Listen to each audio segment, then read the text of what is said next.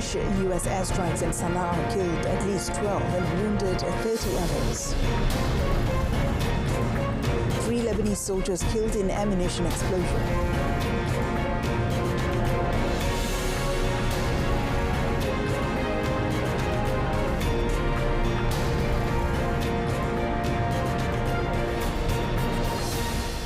Good afternoon and Salam Malaysia Madani. I'm Mohana Priya and you're watching World Today. Deputy Prime Minister Datuk Seri Dr. Ahmad Zahid Hamidi has called for deeper people-to-people ties between Malaysia and Indonesia beyond just government and business relations. He believes that strengthened and enhanced relations between citizens of both nations could yield political and economic benefits. Saya ingin melontarkan supaya hubungan ini bukan hanya G to G, government to government, bukan hanya B to B, business to business, tetapi lebih menumbuhkan kepada hubungan P to P, people to people. Dan hubungan ini tentunya apabila dipererat dan diperkukuhkan, ianya akan memberikan dividen politik yang baik untuk kedua negara. He said this during a dinner event with the Malaysian community at the Malaysian Embassy in Kuningan, South Jakarta last night. Datuk Seri Dr. Ahmad Zahid is on a 3-day official visit to Indonesia beginning yesterday. The dinner gathered Malaysians residing, working and studying in Indonesia and provided an opportunity for direct interaction with the Deputy Prime Minister. Deputy Prime Minister Datuk Seri Fadillah Yusof will embark on a 4-day official working visit to Turkey and London, United Kingdom, on Tuesday to explore opportunities for cooperation in the energy transition field. The working visit by Datuk Seri Fadillah, who is also Energy Transition and Water Transformation Minister, to Turkey follows President Recep Tayyip Erdogan's official visit to Malaysia on the 10th and 11th February. In a statement, the Ministry of Energy Transition and Water Transformation said that while in Ankara, Datuk Seri Fadillah will play a courtesy call on Turkey's Deputy President Cevdet Yilmaz on the 22nd of April. He will then pay a courtesy call on Turkey's Energy and Natural Resources Minister Alparslan Bayraktar to explore potential cooperation in the field of energy transition following the exchange of letters of intent between the governments of Malaysia and Turkey. Datuk Seri Fadillah will also conduct a working visit to the GIAS company to explore potential cooperation that can be implemented in this strategic field. After completing his visit to Turkey, Datuk Seri Fadillah will lead the Malaysian delegation to participate in the summit on the future of energy security from 24th to 25th April in London, organised by the International Energy Agency and the UK government. South Korea's former President Yoon Suk-yeol appeared in court today for the second hearing of his criminal trial to defend himself against insurrection charges over his short-lived declaration of martial law. Yoon was formally stripped of office earlier this month after being impeached and suspended by lawmakers.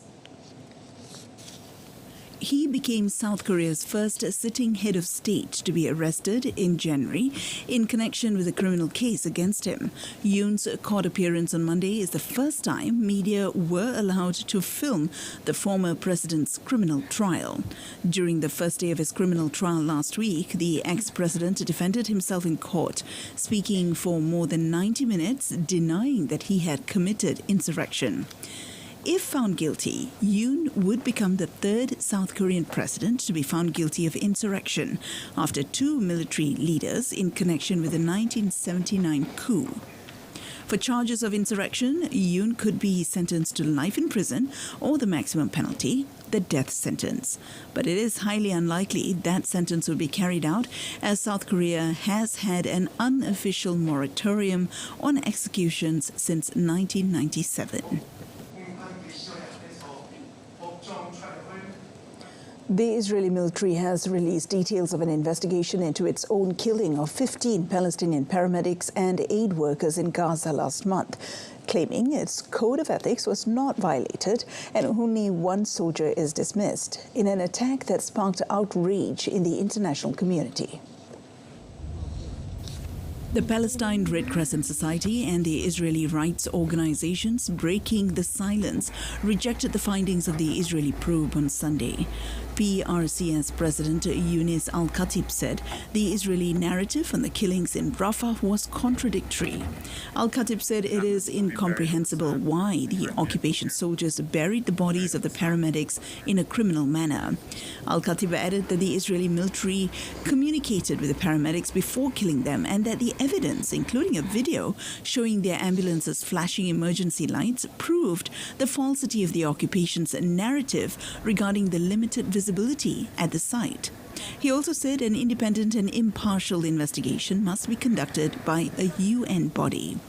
PRCS, which had medics killed by Israel in the incident, also denounced the Israeli report as full of lies on Sunday. The PRCS said last week that it also received confirmation from the International Committee of the Red Cross that one of its medics who was missing is being held by Israel. Meanwhile, the Palestinian death toll from Israeli attacks in Gaza since October 2023 has risen to 51,201 as of Sunday afternoon. Statement released by Gaza-based health authorities said the number of injuries has climbed to 116,869. The health authorities said in the past 24 hours, 44 Palestinians were killed and 145 others injured in Israeli military operations in the enclave. The civil defense in Gaza on Saturday said in a statement that Israeli strikes targeted presidential homes and tents sheltering displaced persons in the southern, northern and central parts of the enclave. Local sources and eyewitnesses reported that Israeli artillery has been shelling the eastern and northern areas of Gaza City since early Saturday, targeting even previously evacuated homes. Since Israeli forces resumed strikes in Gaza on the 18th of March, ending a ceasefire agreement with Hamas, Israeli military operations in the Gaza have left 1,827 people dead and 4,828 injured. Dozens of protesters clashed with police on Saturday in the central Israeli community of Mazor, where Benjamin Netanyahu was expected to visit. Demonstrators voiced their anger at his vow to continue the war with Hamas, demanding an end to the war and the release of the remaining 59 hostages held in Gaza.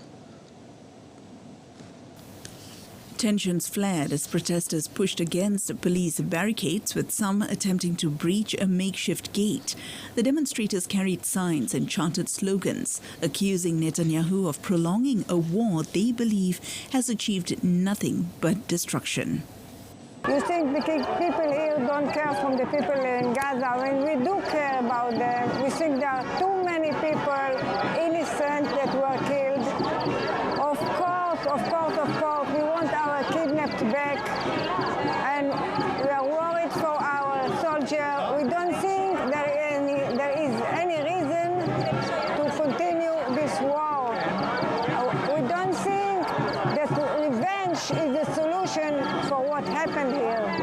We think we need to live together, even though what happened. We need to be strong. Netanyahu defended his decision to escalate military operations in Gaza, saying that Hamas had rejected a proposed temporary truce earlier this week. The freedom fighter group demanded a broader agreement to end the war in exchange for the hostages' release. Elsewhere, new U.S. airstrikes on the Yemeni capital Sana'a killed at least 12 people and wounded 30. The Houthi-run Sabah news agency cited the ministry as saying the dead and injured were from overnight strikes on a market and residential zone in Sana'a's Farwa district. Other raids were reported late Sunday in the central province of Marib, Hodeidah in the west, and the Houthi bastion of Saada in the north. The U.S. military has been carrying out almost daily attacks for the past month, saying it was targeting the Iran-backed Houthi group to stop attacks on international shipping in the Gulf. One attack Thursday on the Ras Isa oil port killed some 80 people and injured 150. UN Secretary General Antonio Guterres said Saturday that he was gravely concerned by the U.S. strikes. But he also called on the Houthis to stop missile attacks on Israel and Gulf shipping. The Houthis said they started missile attacks in solidarity with Hamas as it fights Israeli forces in Gaza. U.S. raids started in January 2024 but have been stepped up since President Donald Trump took office this year. 3 Lebanese soldiers were killed on Sunday in an ammunition explosion aboard a military vehicle in southern Lebanon. A military statement said that several civilians were also injured in the blast that took place in the Berita area of Nabateh province. The Lebanese army said the explosion occurred during the transfer of ammunition and that specialized units have launched an investigation to determine the cause of the blast. The explosion occurred as the Lebanese army continued to expand its presence in the south amid rising tensions with Israel. According to the Lebanese daily An-Nahar, the blast took place in the Braka-Isabea road, igniting a military vehicle loaded with munitions left over from Israeli military operations. A fragile ceasefire has been in place in Lebanon since November, which ended months of cross-border warfare between Israel and the Lebanese group Hezbollah, who escalated into a full-scale conflict in September. Lebanese authorities have reported more than 2,763 Israeli violations of the truce, including the deaths of at least 193 victims and injuries to 485 others.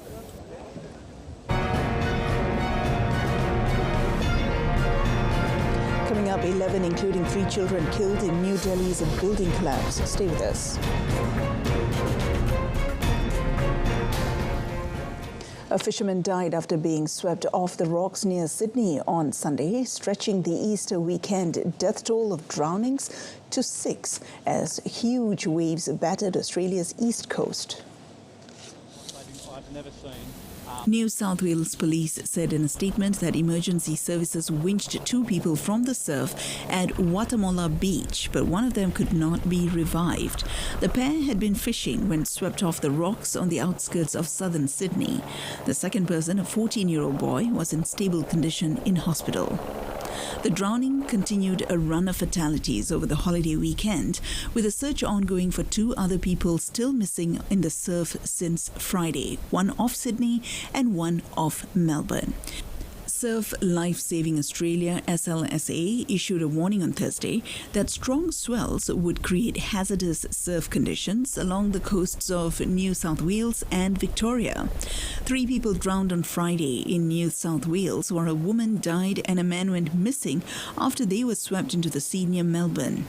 On Saturday, when swells were as high as 3.5 meters in some places, a fisherman was swept to his death off rocks in southern New South Wales. SLSA had released data before the weekend that showed 630 people have died at beaches without an active life-saving service over the last 10 years. At least 11 people, including 3 children, were killed in New Delhi Saturday after a residential building collapsed on the outskirts of the Indian capital. Now, the incident happened in the early hours in the northeastern district of the city that mostly houses migrant workers, with rescue teams digging through the rubble throughout the day.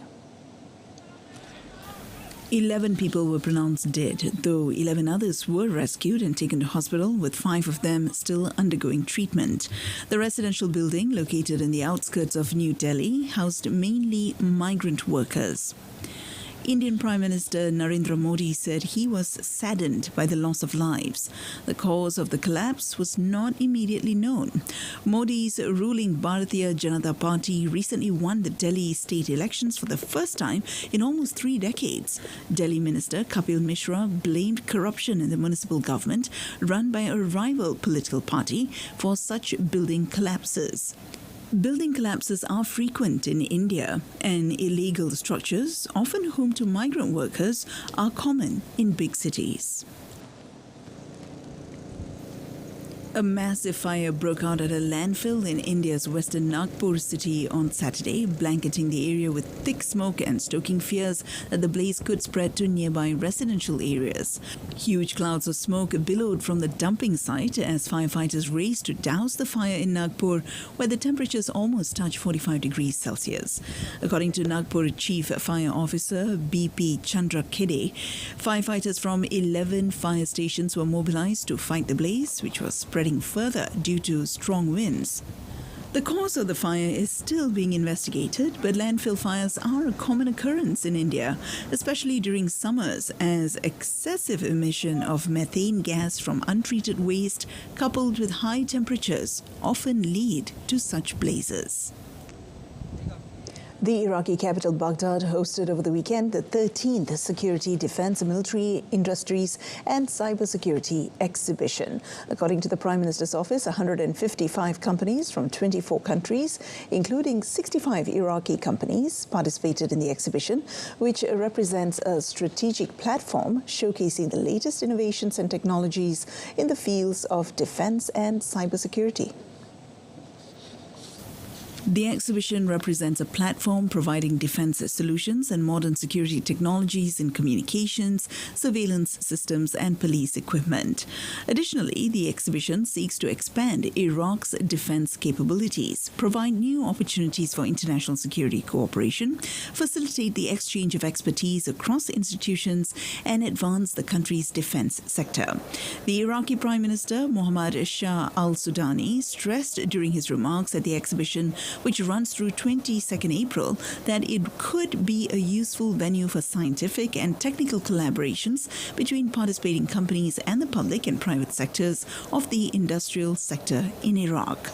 Al-Sudani added that the government seeks, through this exhibition, to expand the military industry in Iraq after the country's production of specialized factories for light and medium equipment increased.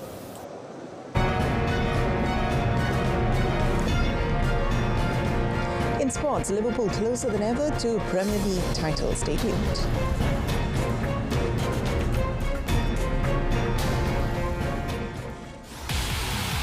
Membakar semangat juang dua pasukan. Pemburuan tahta terulung bakal dimuktamadkan dengan pertembungan dua gergasi. Harimau Selatan kini bersedia merempuh pertahanan kebal skuad Tok Gajah. Nantikan penentuannya dalam siaran langsung perlawanan akhir Unify Gala Malaysia 2024-2025. Johor Darul Takzim bertemu Sri Pahang FC 26 April 8 malam di saluran OK dan Sukan RTM. Juga penstreaman langsung di RTM Click. Kicking off our sports segment this afternoon, Trent Alexander-Arnold fired Liverpool to the brink of the Premier League title as his late strike sealed a 1-0 win that relegated Leicester. Arne Slot's side could have clinched a record equalling 20th English title if not for Arsenal's 4-0 rout of Ipswich. It looked like being a frustrating day for Liverpool as second-bottom Leicester kept them at bay despite a host of chances for the visitors. Slot's men finally made the breakthrough in the 76th minute when Alexander-Arnold lashed home the rebound from close range after Mohamed Salah and Diogo Jota both hit the crossbar. The Gunners' stroll at Portman Road meant Liverpool kicked off still needing 6 points from their last 6 games to seal a first title since 2020. The Reds will seal the title if Arsenal lose at home to Crystal Palace on Wednesday or if they beat Tottenham at Anfield on 27th April. Boca Juniors' Carlos Palacios and Miguel Merentiel scored second-half goals to secure a 2-0 home win over Estudiantes in the Argentine Primera Division Apertura tournament. Already assured of a last 16 spot, the hosts strengthened their grip on Group A's top spot as they moved to 32 points, 5 clear of second-place Huracan. Estudiantes are 6th with 20 points. Across a hard-fought 90 minutes of action at La Bombonera, Fernando Gogo's Boca did just enough to see off Eduardo Dominguez Estudiantes in a match featuring two clubs who boast former Argentine international colleagues as their respective presidents. Estudiantes had looked more threatening in the opening stages, but Boca goalkeeper Agustin Marchesin kept them at bay early on, denying Guido Carrillo an opener with a brilliant save. Edinson Cavani squandered a golden chance to hand Boca a halftime lead after his poorly taken penalty was saved by Estudiantes keeper Mancilla in the 40th minute. It would end 0-0 come halftime, as either side remained with a chance to go on to win, but it was hardly a show-stopping attacking affair throughout. Boca would finally break the deadlock 3 minutes after the interval through Chilean winger Palacios before doubling their advantage in the night, thanks to Merentiel in the 63rd minute. The two strikes would be enough for Gago and company to seal all 3 points. Up next for Boca comes a gargantuan clash against bitter rivals River Plate next Sunday at Estadio Mas Monumental. And moving on to the La Liga, Real Madrid's Federico Valverde netted a superb late volley to secure a 1-0 home win over Athletic Bilbao on Sunday, keeping them within 4 points of La Liga leaders Barcelona. Real bounced back after their midweek Champions League exit at the hands of Arsenal to move up to 69 points, 6 clear of third-placed Atletico Madrid, who suffered a shock loss at Las Palmas on Saturday. A heavily rotated Athletic side had kept the hosts at bay until Valverde scored the winner 3 minutes into stoppage time, pouncing on a poor clearance to fire a volley into the far top corner. Vinicius Jr. thought he had handed Real the lead with a low shot, but the 79th minute effort was disallowed by the VAR for an Endrick offside in the build-up. After an uneventful first half, Jude Bellingham had Real's first clear scoring chance with a close-range header, but goalkeeper Unai Simon made a brilliant save on the hour mark to keep the scores level.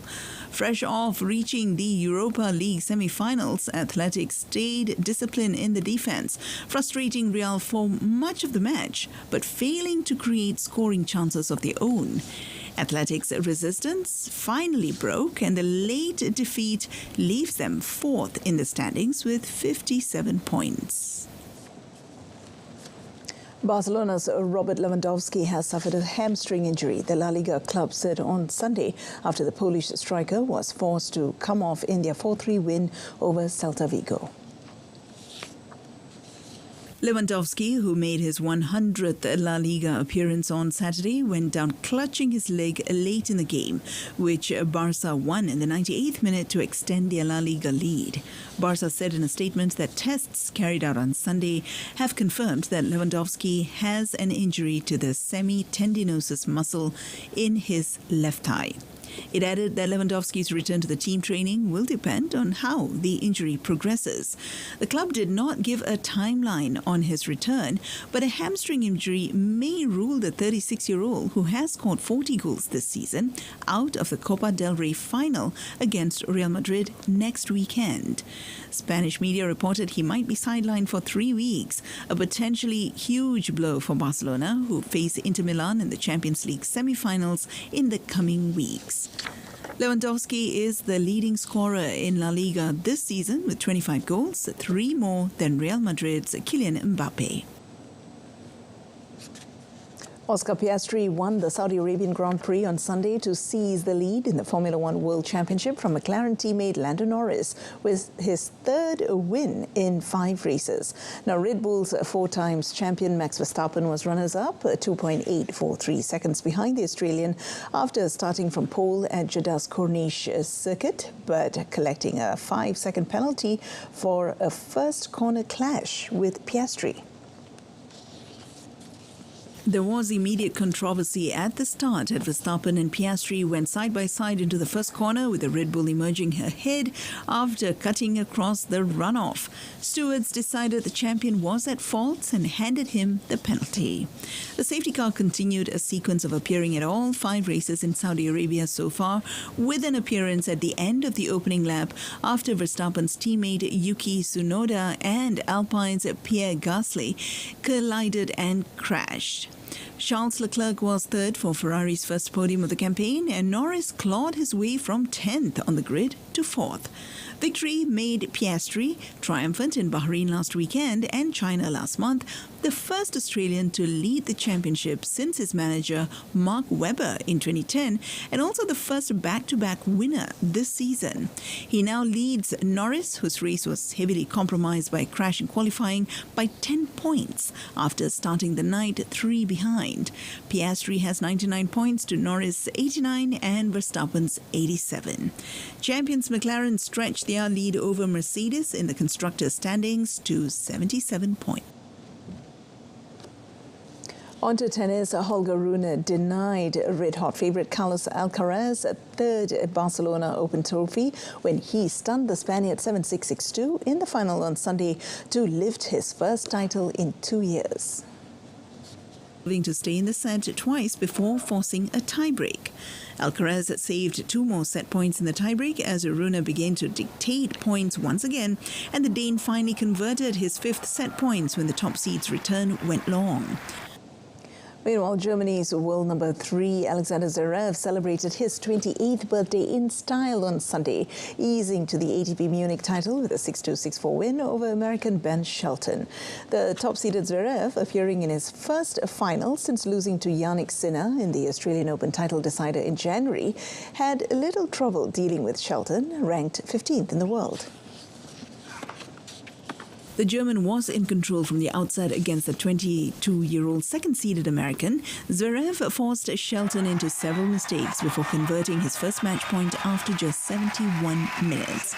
Sunday's match was the first time the top 2 seeds met in the Munich showpiece since 2010. Shelton was bidding to become the first American to win a final on clay above ATP 500 levels since Andre Agassi in 2002. Zverev's win on Sunday represents a welcome return to form for him. It was the 3rd time he had won in Munich, equaling compatriot Philipp Kohlschreiber's record and his 24th ATP title overall. And that wraps up our bulletin this afternoon. In our top story, fresh U.S. airstrikes in Sana'a kills at least 12 and wounds 30 others. Do join us again tonight at 8:30 p.m. on TV1 and saluran Berita RTM for more. Alternatively, you can stream us online on RTM Click's website and mobile app. Till then, I'm Mohana Priya. From the river to the sea, Palestine will be free. Thank you for your company.